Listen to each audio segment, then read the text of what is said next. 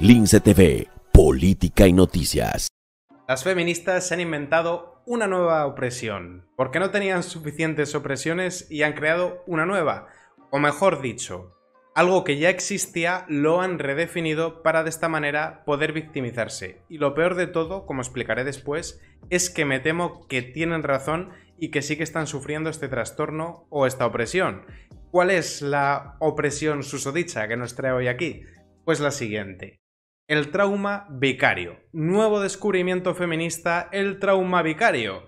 Las mujeres que tratan a las víctimas de violencia de género serían víctimas de género a su vez por su empatía por las víctimas. Ya verás lo poco que tardan en crear un chiringuito para chupar del bote por esto. Claro, yo cuando veo esto digo, no puede ser verdad. No doy crédito, hay que investigarlo. Y efectivamente he hecho una labor de investigación para saber en qué consiste esto y sobre todo en ver si es verdad que hay feministas que ya se están victimizando.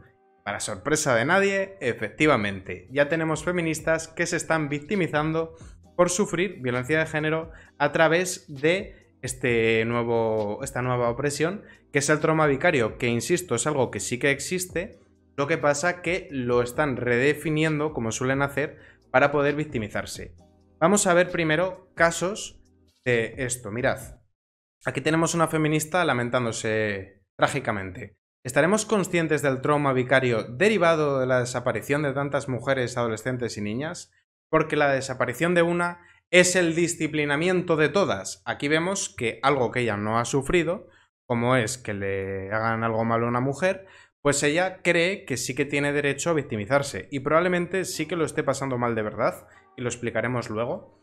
Pero ya vemos como efectivamente sí que hay feministas que están utilizándolo para decir que ellas son víctimas. Vamos con otro caso.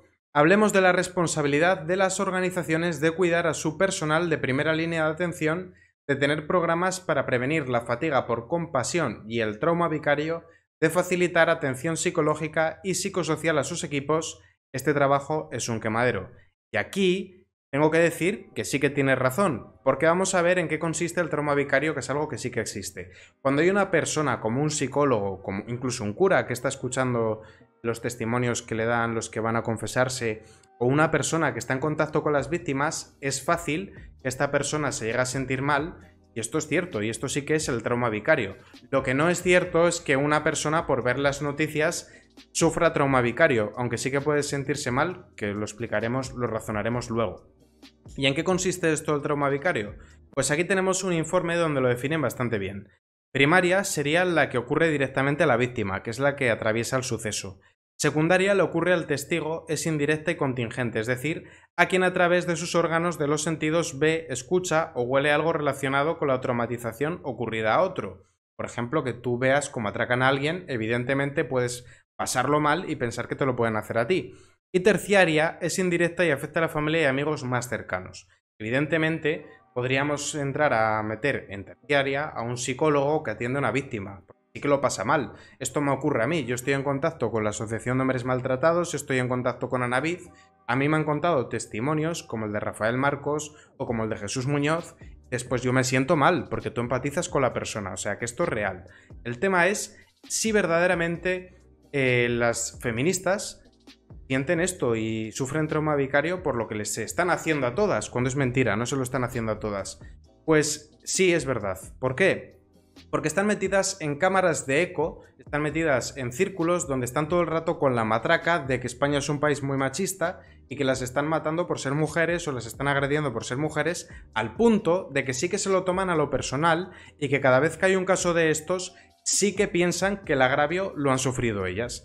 ¿Lo han sufrido ellas? No, para nada, pero es tanta la matraca que llegan a pensar que sí, con casos como este. Ángela Pam dice que en España los hombres son bastante violadores. Vamos a escuchar directamente sus propias palabras. Dejemos de estigmatizar, por favor, a las personas trans. Las personas trans no son agresores sexuales. Es una mirada profundamente transfoba aquella que piensa que una persona va a pasar por el registro para cometer una violación.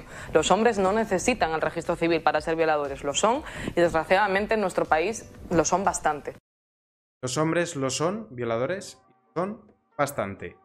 Evidentemente, cuando la clase política se encarga de alimentar este relato, pues lo que pasa es que buena parte de las personas pues lo acaban creyendo. Luego veremos si es tanto la violencia que sufren las mujeres como nos intentan hacer creer, o si por el contrario son cifras que deberían de ser cero, pero son más bien residuales. Pero hay otro elemento importante, que son los bulos. Por ejemplo, este bulo.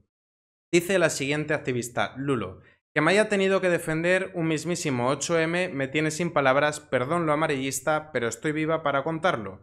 Nunca en la vida había corrido tanto, se me doblaban las piernas al punto de caerme por los temblores y el miedo que sentía, y adjunta la siguiente foto donde se ve una mano ensangrentada con las llaves.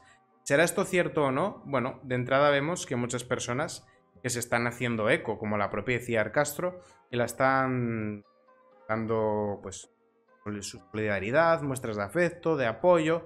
¿Qué pasa? Que si tú haces una búsqueda en Google a través de las imágenes, que eso es algo que se puede hacer, compruebas que no, que eso no ha ocurrido, que esta es una imagen de archivo y que ha sido compartida en numerosas ocasiones, con lo cual no ha pasado, esto era un bulo, pero estos bulos se repiten y contribuyen a crear alarma social y a crear en las feministas la idea de que hay una guerra de los hombres contra las mujeres para acabar con ellas.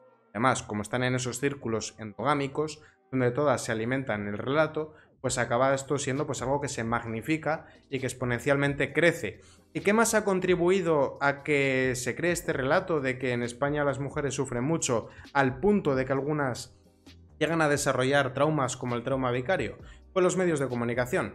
Este hilo ya os lo había mostrado, pero me parece meritorio, me parece importante, antes de que pasemos a ver si los tantos como dicen, de cómo los medios de comunicación está la palabra machismo, misoginia y todas las derivadas sobredimensionadas. La desproporción con la que los medios de comunicación españoles utilizan palabras tales como machismo, sexismo o misoginia es de tal magnitud que triplican a los de cualquiera de los medios de otros 35 países analizados. Evidentemente lo que no se ve no existe, pero lo que se ve a todas horas pues acabas pensando que existe más de lo que existe en realidad. Entonces, cuando están todo el rato con la matraca, pues es lógico que piensen que es el único problema que hay en España y que piensen que está ocurriendo a todas horas. Y ahora, dicho todo esto, vamos a ver los casos reales que están habiendo y después veremos las palabras de Samuel Vázquez, policía, sobre el negocio que tienen aquí montado, que es importante que veamos los intereses económicos que hay detrás.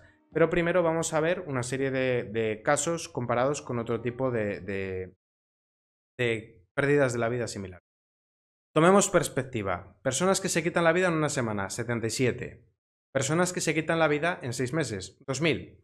Muertes por atragantamientos en una semana, 48. Muertes por atragantamientos en 6 meses, 1255. Muertes por violencia de género en un año, 47. Muertes por violencia de género en 20 años, 1180. Como vemos, las muertes de los últimos 20 años son inferiores a las que se dan por atragantamiento en 6 meses o las que se dan por personas que se quitan la vida en 6 meses. Que me gustaría que haya informes de cuántas personas que se quitan la vida precisamente por las leyes sexistas que están metiendo en este país.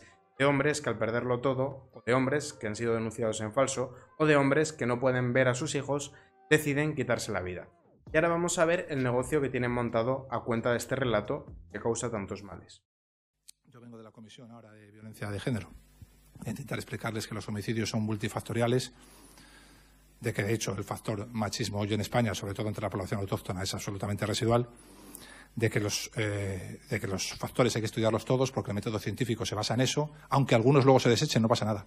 Tú tienes 12, 13 factores, los estudias todos, 2 no impactan en el delito, los desechas. Eso es el método científico. Que si el político de turno te obliga a estudiar solo un factor, estamos condenados al fracaso, y así estamos. 2004, casi 20 años de ley, cientos y cientos de millones, el número de asesinadas no desciende. Y se preguntan ¿por qué? ¿Por qué? Pues porque no sabéis. Porque habéis convertido un drama en un negocio político, que solo os viene bien a ustedes.